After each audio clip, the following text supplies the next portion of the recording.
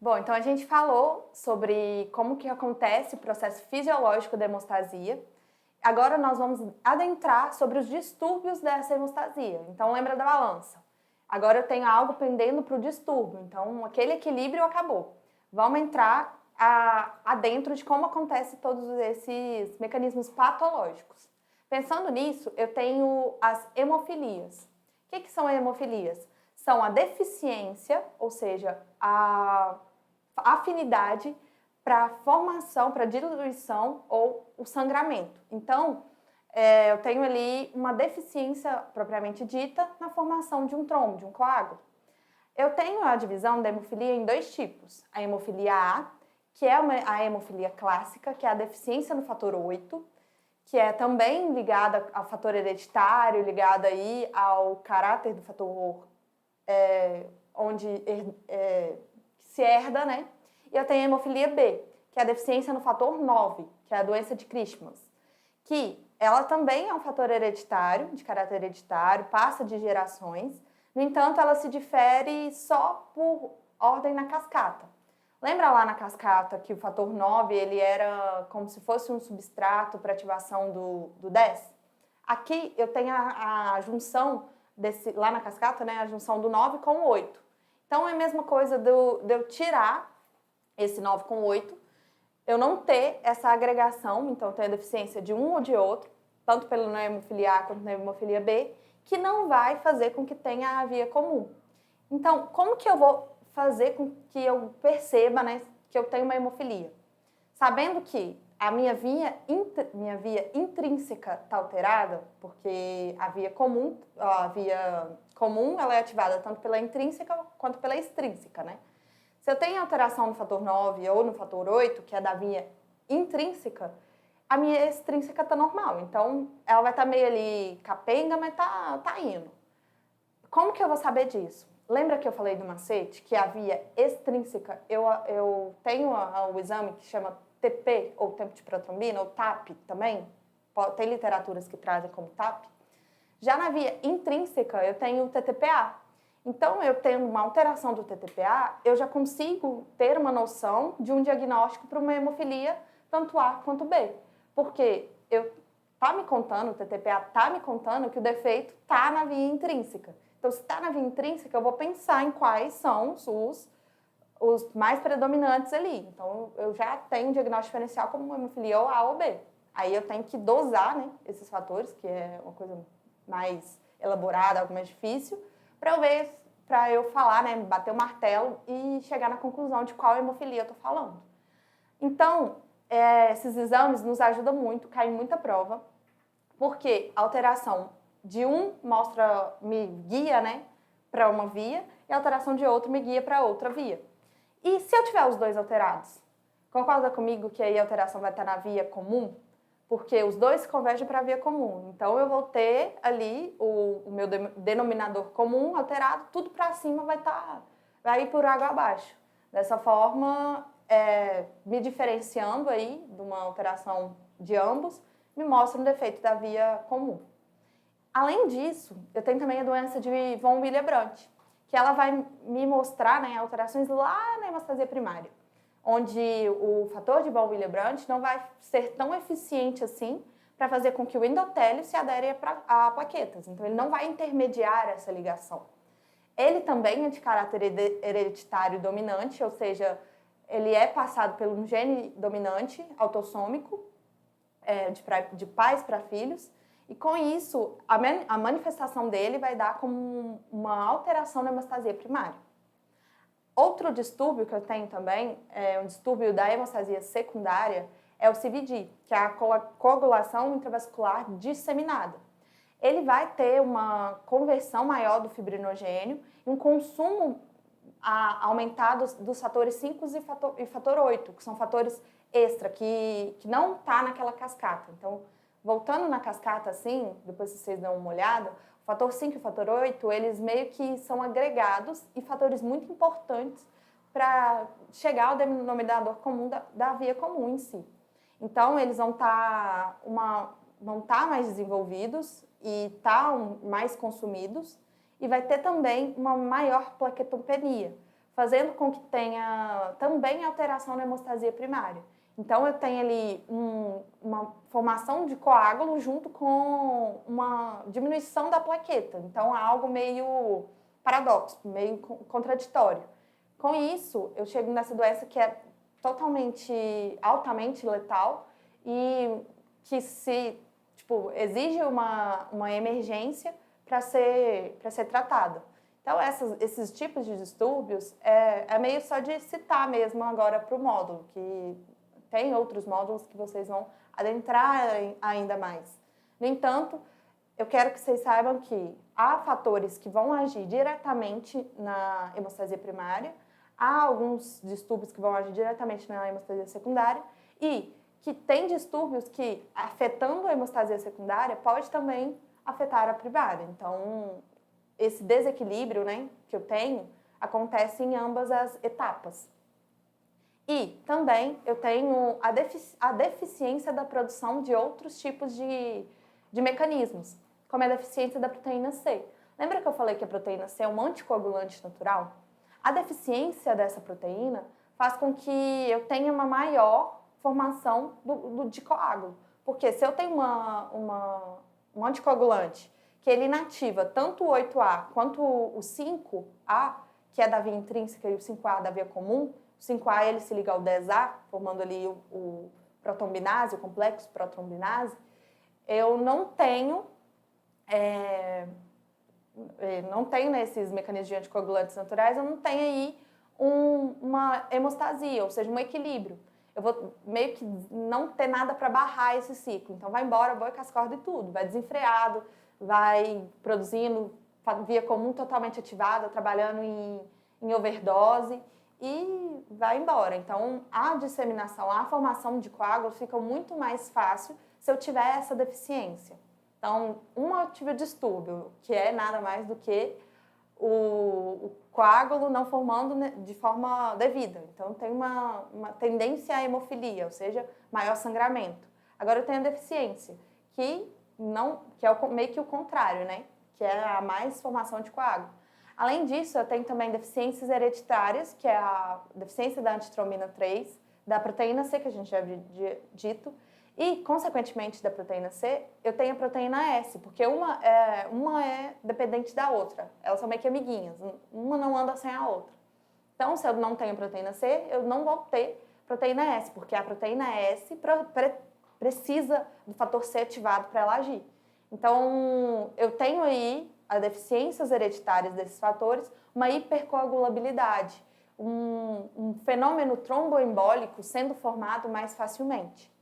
E tem também, associado a ele, um distúrbio qualitativo, que nada mais é do que o fator 5 de Leiden, que é uma alteração no fator 5, que faz uma resistência à protrombina ou à proteína C ativada.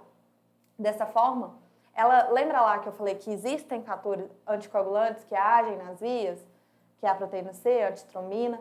Então, esse fator, ele não para, ele é meio teimoso.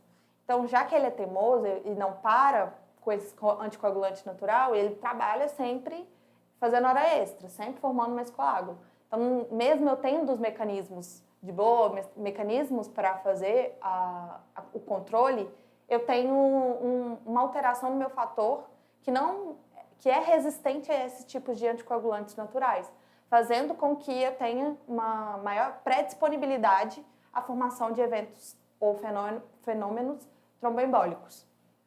Bom, então se perguntar numa prova, quais são os distúrbios de coagulação ou distúrbios ou deficiências de coagulação que eu posso apresentar? Então, eu colocaria deficiência da antitrombina 3, proteína C, proteína S, na mutação no fator 5 de Leiden e todas aquelas que a gente citou antes, que é a doença de von Willebrand, hemofilias e hemofilia A, hemofilia B.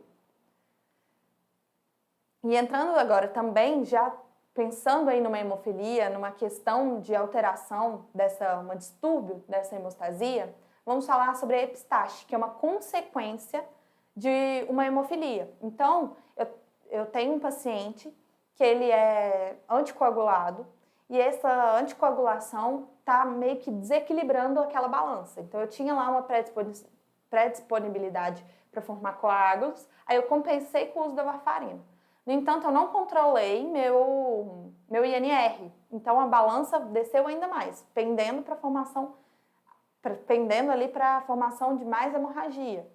É a partir disso que a alteração da hemostasia faz com que tenha um sangramento em redes vasculares, tanto de mucosa quanto de aparelho genital, de gengiva. Tudo isso faz com que tenha aí uma repercussão, provavelmente hemodinâmica. Então, falando da epistaxe, que é o sangramento nasal, ou sangramento de mucosas do trato respiratório superior, ela pode ser tanto anterior quanto ou posterior.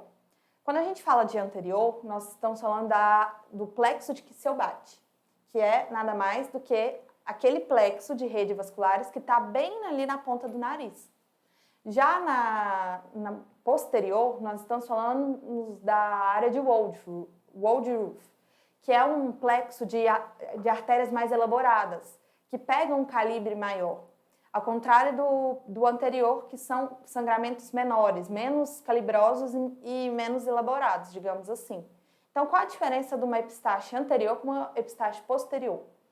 A posterior é um sangramento maior, com mais volume de sangue, ela pode ter uma repercussão hemodinâmica e ela não é fácil de estancar. Então, o sangramento não é estancado de forma mais tranquila. Ao contrário do anterior, que é um sangramento com um volume menor, mais fácil de ser controlado e pegam artérias mais finas, menos calibrosas. Do nosso paciente, do problema, nós vamos ter um tipo de sangramento mais posterior, que dá para ver sua repercussão fazendo o exame de cavidade oral. Então, eu abaixo a língua, né, com o afastador de língua, baixo ela e eu consigo ver a faringe do meu paciente ali toda hiperemiada, que é nada mais do que sangue que está descendo ali pela porção posterior. E como é que eu vou fazer com que tenha ali o seu manejo? Eu vou ter que fazer um tamponamento nasal. E esse tamponamento nasal, ele pode ser tanto anterior quanto posterior. Isso vai depender do meu sangramento. Então, se eu tenho certeza que eu estou tendo um sangramento posterior, eu vou fazer um tamponamento nasal posterior. Só que eu não consigo diferenciar, porque o sangramento, às vezes, pode confundir ou ter uma quantidade de sangue razoavelmente significante. Dessa forma, é indicado fazer os dois tipos, tanto anterior quanto posterior, para evitar erros, né, falhas na medicação. Além disso, nós vamos ter também no paciente do problema uma isquemia do membro, que é uma obstrução do fluxo sanguíneo para aquele membro, e essa obstrução vai fazer com que o sangue não chegue até a periferia. Então, pensando aí num ciclo cardíaco, eu sei que o sangue arterial ele sai do coração e vai para a periferia, e o venoso sai da periferia e vai para o coração, retorna para o coração. Se eu tenho um distúrbio que obstrui uma artéria, concorda comigo que o sangue não vai chegar na periferia? Ao contrário de um distúrbio que obstrui uma veia, onde o sangue não vai sair da periferia e não vai chegar no coração? Isso são repercussões, tanto para membros, muito importantes. Porque o paciente chega para mim com o membro isquemiado, frio, sem pulso, onde eu não consigo analisar o fluxo sanguíneo, não consigo ver o fluxo sanguíneo, apresenta necrose, isso me fala a favor de uma obstrução arterial, onde eu tenho deficiências ali ou no sistema arterial, ou até mesmo na demanda de O2 que eu estou levando para aquela região, totalmente do fluxo arterial. Ao contrário de um distúrbio que seria venoso, que nós vamos ver mais para frente, que é o trombo venoso, trombose venosa, onde o sangue ele não consegue sair do membro, seja por deficiência da veia, das vênulas, seja por deficiência do próprio refluxo, né, do sangue, onde o membro ele vai estar totalmente diferente do que foi apresentado na isquemia do arterial. O membro vai estar mais emplastado, mais hiperemiado, totalmente inchado, edemaciado, onde eu tenho mais uma retenção de sangue. Então, essa manifestação é muito cobrada em provas, onde está, é meio que onde está o coágulo, onde está o mapa, como diz a Dora Aventureiro, onde eu mostro ali a obstrução do meu vaso, que vai me levar a pensar em uma doença. E idosos, principalmente que tem histórico de tabagismo, tem histórico de má alimentação, eu tenho que pensar em DAOP, que nada mais é do que doença arterial obstrutiva periférica, onde a placa de ateroma ou a aterosclerose, que é, né, aí uma formação de uma placa de gordura fibrosa na artéria, vai evoluindo até que eu tenha uma estenose. E essa estenose vai me dar uma repercussão hemodinâmica para a isquemia. Então, a isquemia do meu membro, ela pode ser mais, digamos, crônica. Ao contrário da venosa, que nós vamos ver, que tende a ser mais súbito. Então, a DAOP, eu vou percebendo alterações ao longo do tempo.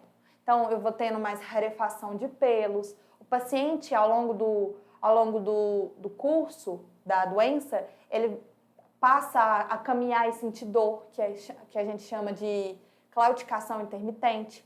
Tudo isso devido aos fatores de risco que ele foi adquirindo ao longo da vida. Então, tabagismo, diabetes mellitus são os principais fatores para ter uma doença arterial obstrutiva periférica. Além disso, a dislipidemia, que favorece também a formação de placas de ateroma, a obesidade, que contribui também para uma síndrome metabólica, que faz um estado inflamatório, que leva, né, aí uma maior ativação das placas de ateroma, a idade.